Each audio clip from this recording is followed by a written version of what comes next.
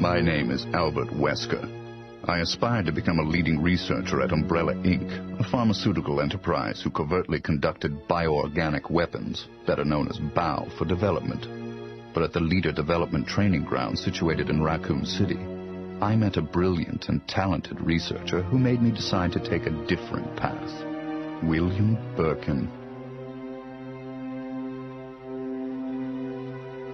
In time, I shifted my position to STARS, a special forces unit of the Raccoon Police Department. Umbrella, for crisis management reasons of their illegal bioorganic weapons development, had many of its people working in the police department. I became the leader of STARS and conducted all sorts of intelligence activities for Umbrella. As I continued to serve, I devised my own plans and waited for the right moment to execute them. Then at last, opportunity knocked.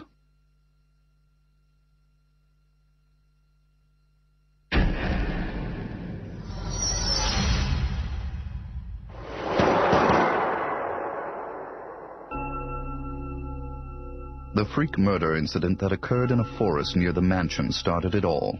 The mansion was Umbrella's secret BOW laboratory, and it was clear that the in-development T virus was the cause of the murder. Initially, Umbrella instructed me secretively to keep STARS out of the case. But, with the heightened emotions of the citizens, STARS had no choice but to move in. That's when my next order was given.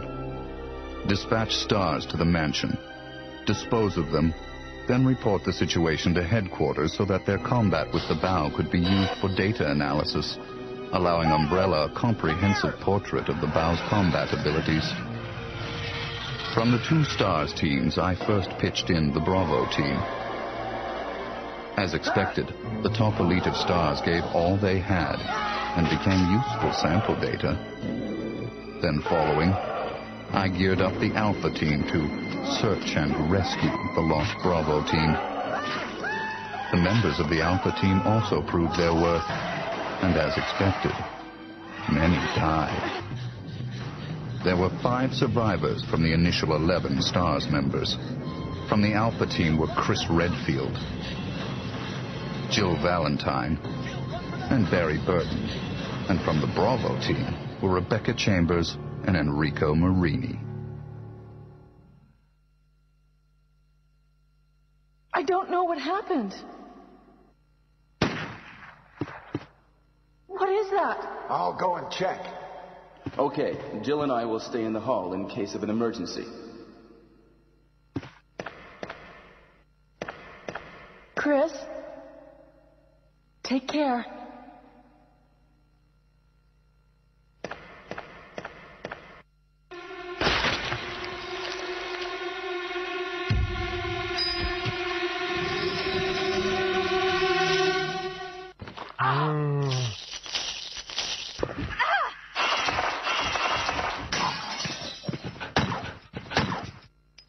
It was time to begin executing my plans. In the midst of the whole affair, I could take Umbrella's ultimate bioorganic weapon, the Tyrant, and join forces with an opposing corporation of Umbrella. To buy into that opposing corporation, I would need the actual combat data of the Tyrant. The surviving privileged members of STARS were just the perfect bait.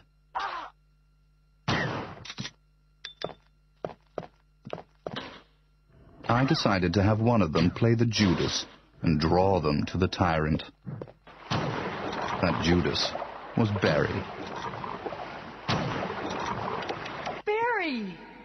Barry was the strong truth and justice kind and cherished his family more than anything. His type is easy to manipulate.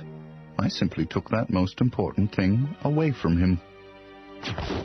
My only miscalculation was the high potential of Chris and Jill. But with the family man, Barry, playing the Judas, the scheme went as planned. Then the winds turned unexpectedly. Jill. What good timing. A moment I heard someone's voice coming from this hole. Is that Jill? Is that voice Enrico's? Listen, the STARS are going to be finished soon. Someone is a traitor. Everything was plotted from the start by Umbrella. I had to eliminate Enrico, who found out what was behind it all. I used Barry to get to him. Enrico!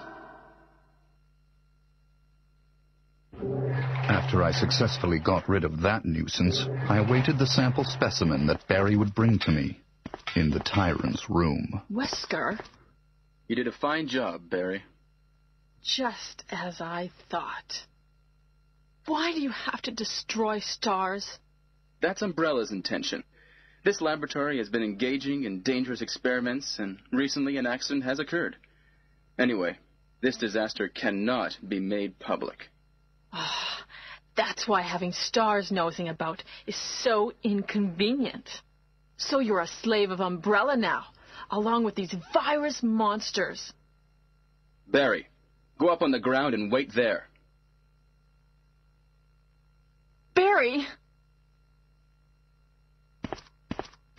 I just used him for my personal purposes, though both you and Barry seem to think I was following orders from Umbrella. So you're planning something else? If you succeeded in developing the world's most powerful biological weapon, what would you do? What if you were in charge? So you're going to steal all the research? Better yet, I'm going to show you the Tyrant. I injected the virus I obtained from Birkin in advance. If I made Umbrella believe I was dead, it made it far more convenient to sell myself to the opposing corporation. According to Birkin, the virus had profound effects. It would put my body in a state of temporary death. It would then bring me back to life with superhuman powers. Therefore, I unleashed an awesome tyrant from its slumber and let it attack me.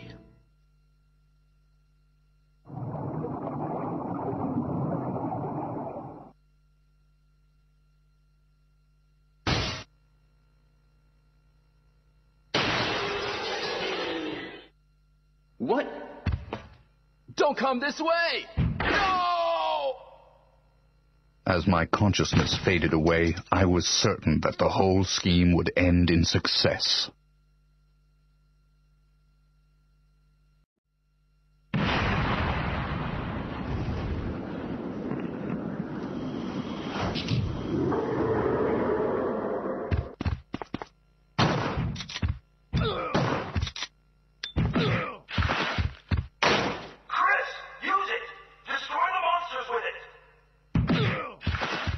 Never did I imagine that stars could slay the evil creation.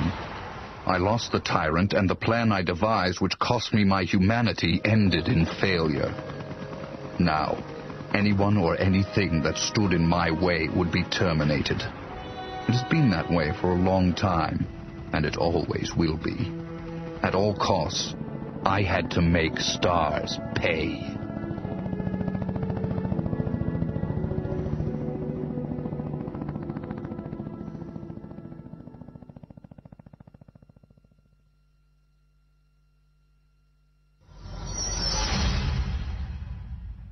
Two months had passed since the mansion incident. To regain everything that I had lost in my new organization, I joined hands with Ada Wong, a female agent who was also sent to spy on Umbrella. Identify yourself. Ada Wong. Ada Wong. I've heard that name before. I won't let anyone take the G-Virus away from me. G-Virus? I knew in my bones that the key developer was William Birkin. But what he didn't know was that Umbrella did not play games with anyone. Eventually, Birkin would be assassinated, and the G-Virus would be in the hands of Umbrella. There he is.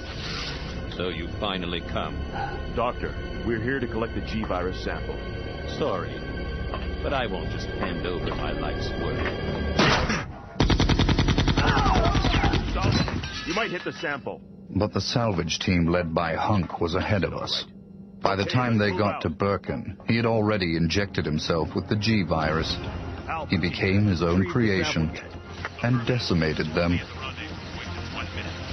Roger.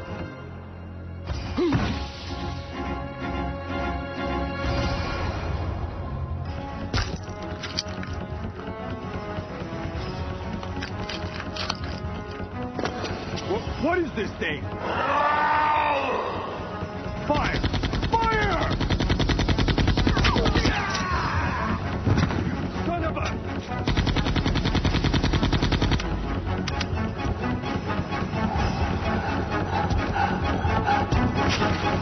Soon after, the T-virus carried by rats spread throughout Raccoon City, and Umbrella faced its worst scenario.